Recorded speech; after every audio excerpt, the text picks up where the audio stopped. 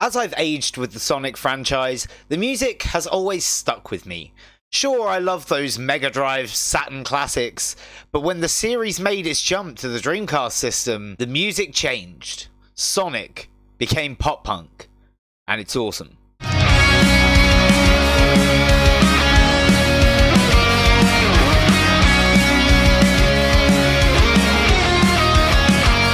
The release of Sonic Adventure was around the corner, and so was the age of 40 for longtime series composer Jun Senoue and legendary vocalist Johnny Scioli. They decided it was their intention to crush it, and landed on the band name Crush 40. This was a big moment for the franchise, as the band still continue to write music for the series to this day. But their defining track was this little number, Open Your Heart. This set a whole new precedent for music in these games. The guitar is fast, the drums slap, and Johnny's vocals come in to create a hard-hitting feel of classic bands such as Aerosmith, Guns N' Roses and more. However, with a more pop-punk kind of vibe. By the time Sonic Adventure 2 came around, Crush 40 would find themselves writing one of their best songs ever, Live and Learn.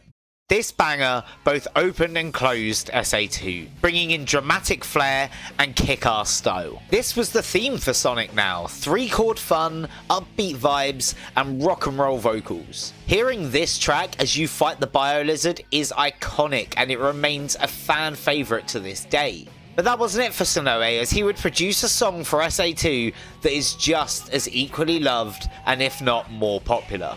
Escape from the City. This song is a vivid memory for anyone that's played Adventure 2. This pop-punk banger, yeah, I said it, is synonymous with flying down the hills of San Francisco, knocking cars out of your way, and destroying gun robots. There's a reason this song is so memorable, because it's just that good. Now, I've seen the song dropped at pop-punk nightclubs, and people vibe to it. It's so damn solid. Characters had their own solo songs too, and each one spoke distinctively to our heroes. Sonic's It Doesn't Matter is an enthusiastic pop-punk thrill ride about not giving up. It's awesome, and it summarises everything to do with the Blue Blur. It was clear by this point that Sega wanted this pop-punk style of music to be intrinsic to Sonic's identity, so this format continues to this very day. Sonic 06. We've all heard about it. Search the worst games of all time on YouTube and you're gonna see this come up a lot. Flawed, unfinished, broken. Yet, one of my favourite games. This game reeks of ambition.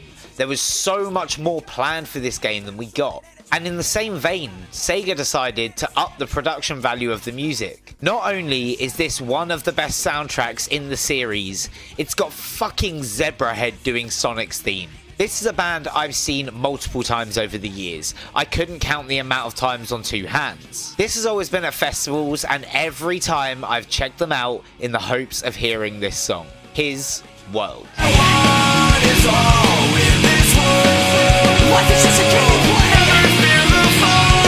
If you couldn't tell from my intro, I really love this song. I would go as far as to say this is my joint favourite vocal theme track.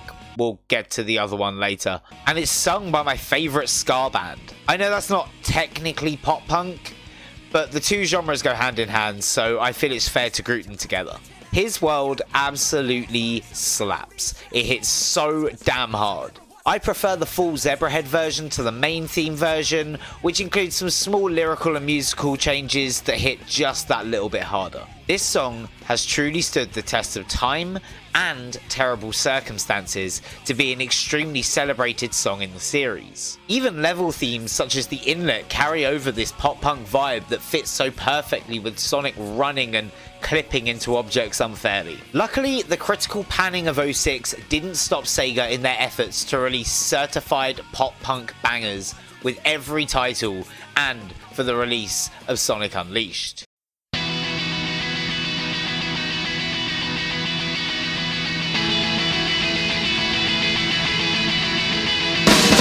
They got an absolute pop-punk legend to offer his vocals, Jarrett Reddick from Bowling for Soup, for the song Endless Possibilities. This is my escape. I'm running through this world and I'm not looking back. This This song slaps so damn hard. Whenever I'm feeling a little down, I crank this song up to full volume and it just gets me through it. There is so much emotion wrapped up in this song, from its iconic guitar riff to its uplifting vocals and fast, exhilarating tone. It's just phenomenal, and it's truly a pop-punk banger, sitting in my playlists along with Bowling for Soup, Blink-182 and All Time Low.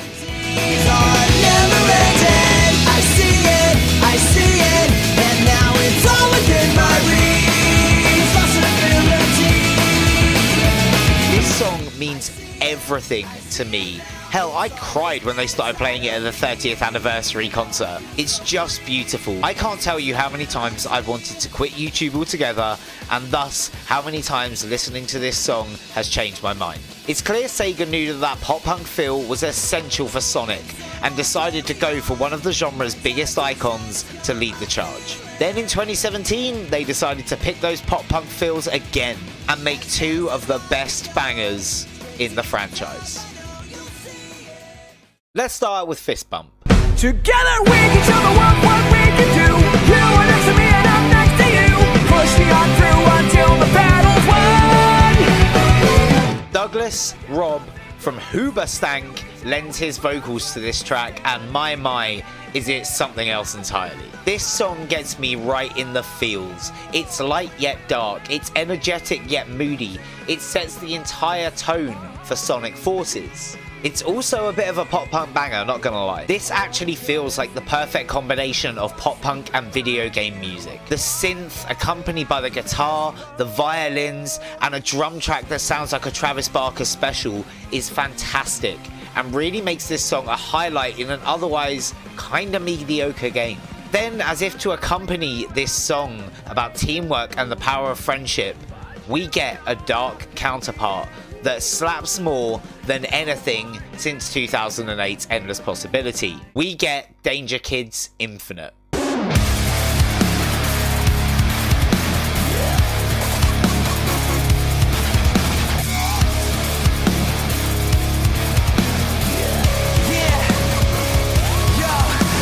My god, this song is my jam. It's dark, it's edgy, it's akin to a Linkin Park banger. Oh my word, this is so good. I love everything about this song. This song just fucking gets me on a level that nothing else could. I love it so much. I'm sorry. Now, whilst I wouldn't class this as pop punk, it is well and truly within the family. I have dropped this myself at pop punk club nights, and it's a certified banger, even if its character ended up being a little lackluster. The song tells you the story of when you snap, when everything you've faced has sent you down a dark path of hate and revenge. When everything you know has come and gone, it's dying, rising high, only scars remain of the world. We're finding the ashes to the sun, and there's no one left to carry. This is an illusion. Open up your eyes, there's pain. I can't resist, but that's what it takes to be infinite. We've all been there. It's a narrative akin to the Joker's One Bad Day premise, and it's accompanied by heavy instrumentals and a feeling of impending dread. This is such a good theme for a villain, and it slaps so hard I can't even put it into words. It takes the theme of Sonic and warps it into something darker and more mature. Considering we hadn't had a pop-punk theme since Unleashed, it's clear Sega wanted to return to the more pop-punk alternative side of things. And the fans have been in love with that since SA1, so it's a good idea to bring it back. There's also Shadow the Hedgehog to look at. The game's vocal tracks sound like a Hot Topic Essentials album. It's dripping with emo Rare XD energy. From All Hail Shadow to I Am All of Me to Chosen One, this soundtrack is extremely reminiscent of Linkin Park, Fall Out Boy, and it's just an absolute bop of emo themes, including Identity and Wishing You Were Never Born. It's something I'd really recommend if you want an afternoon of feeling sorry for yourself but like in a good way. Shadow has always been the emo Sonic, and this soundtrack really leans into that and fits perfectly among the other soundtracks as well. It's really solid, and I really do recommend checking it out once again. As the franchise has focused on these musical elements through the years, so have I. Pop punk is everything to me and has been since I was around 8 years old and heard Blink-182 for the first time. I mean, I now DJ in 2 of the best pop punk nights on the planet, so go check out Voodoo and Facedown. So the evolution of Sonic's musical identity has been entwined with mine for a very long time. I swear to God, I don't deliberately do these rhymes. It adds a whole other layer to my relationship with one of my favourite franchises ever conceived. Sonic is pop punk as fuck, and it will always be one of my favourite things about his games. But what do you guys think? Did you realise that Sonic was pop punk, or, you know, are you glad that it's pop punk? Would you like to see some of the Sonic songs up in the Hall of Fame with Avril Lavigne and NCR and people like that? Let me know in the comments. If you are new around here, slap a like on it and hit that subscribe button. Hitting that subscribe button means I can make more Sonic content, and it all works out as like a nice little circle of life thing. So do me a favour, subscribe, hit the little bell, and I'll see you guys on the next one, because that is what it takes to be a calamity. Lots of love. Bye guys.